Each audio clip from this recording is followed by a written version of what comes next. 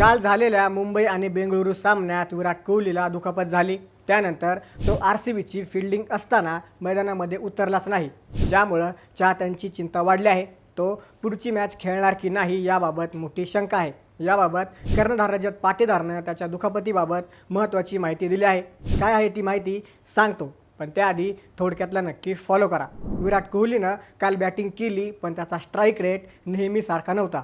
15व्या ओव्हरमध्ये Suryakumar यादवकडे catch देऊन तो पॅव्हिलियनमध्ये परतला।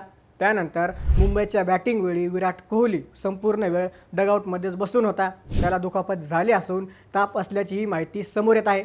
जेव्हा कर्णधार रजत पाटीदारला यावरती प्रश्न विचारण्यात आला, तेव्हा तो म्हणाला, मला अद्याप अधिकृत माहिती मिळालेली नाही, पण मला वाटतं की तो कदाचित ठीक असावा।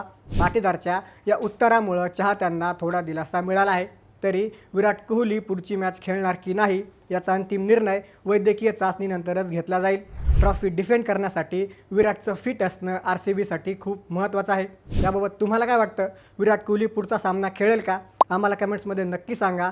तसंच घडामोडींसाठी थोडक्यातला नक्की फॉलो करा। बातमी म्हणजे थोडक्यात।